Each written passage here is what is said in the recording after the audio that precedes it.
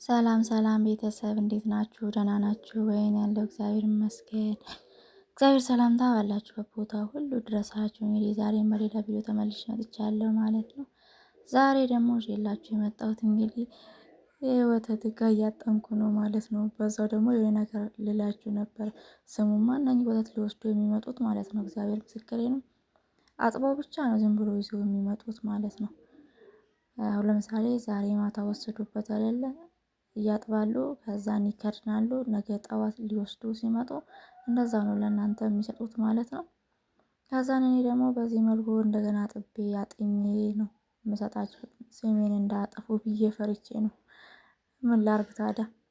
ቁጭ ብዬ እንደዚህ ቀስ ብዬ ላስቲክ ስለሆነ ደግሞ በጣም ጥንቃቄ ይፈልጋል።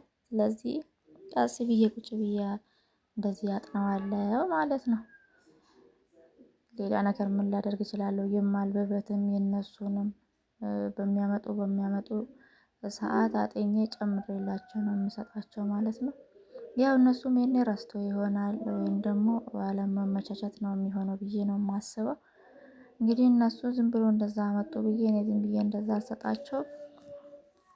በኋላ ደግሞ ወተቱ ተበላሸ ቶሎ ረጋ ምናምን እንዳይሉ ብዬ ነው። ገባችሁ? በነገራችን ላይ እናንተ የእመቤቴን እግዚአብሔር ይስጣችሁ፣ እግዚአብሔር ያክብራችሁ።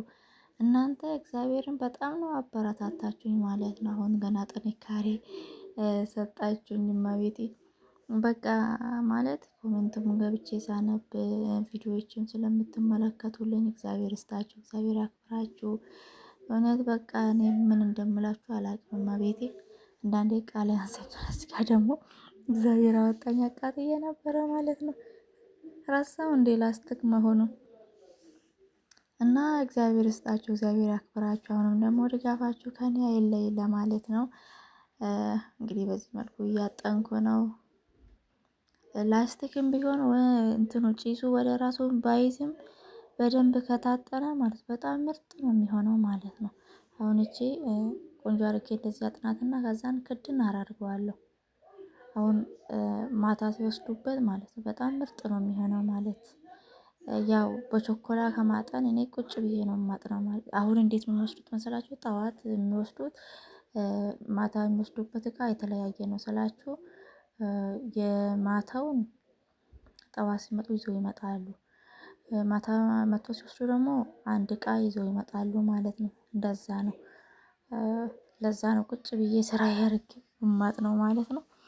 እና እንግዲህ ተመስገን እግዚአብሔር ይመስገን ዋና ጤና ነው። እነሱ ባይመቻቸውም እኔ እያስተካከልኩ እሰጣቸዋለሁ ማለት ነው።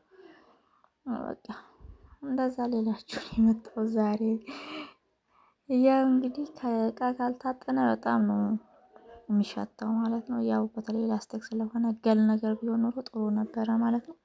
ለዛ ነው እላችኋለሁ። ከዛን ደግሞ አቤኔ ምን ብሌ ጥሩን አራለም እስቲ እኔ ዳቦ አምሮኛል አለ ሰሞኑን ማለት ነው። ከዛን ዛሬ ምን ባደርግ ጥሩ ነው? እንግዲህ ማታ ሲመጣ ምን እንደሚል አላውቅም ማለት ነው። ሰሞኑን እጅጌ ነበርና ገጠር ሄዶ ዳቦ አልተጋገረም። ከዛን ዳቦ አምሮኛል ብሎ አስቸገረኝ። እኔ ደግሞ ዛሬ ጋግሬ ጠበቅኩት ማለት ነው። እመቤቴ ከትምህርት ቤት ሲመጣ አሁን ምን እንደሚል ማለት ነው።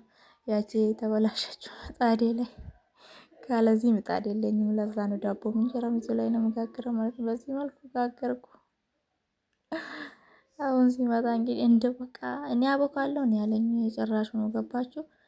ኧረ አንተ ከምታቦካ እስቲ እኔ ልጋግርለት ብዬ ጋግሬ የጠበኩት ነው። አሁን ትምህርት ቤት ሄዷል። ከዛ ሲመጣ እንግዲህ ማታ ያው ምን እንደሚል እሱ ያውቃል። ለማንኛውም እንግዲህ የዛሬ ቪዲዮ ይህንን ይመስል ነበር። አመሰግናለሁ። እግዚአብሔር ይስጣችሁ፣ እግዚአብሔር ያክብራችሁ። አሁንም ደግሞ ድጋፋችሁ ከኔ አይለይ። በሰላም ሁላችሁንም በሰላም ለሀገራችን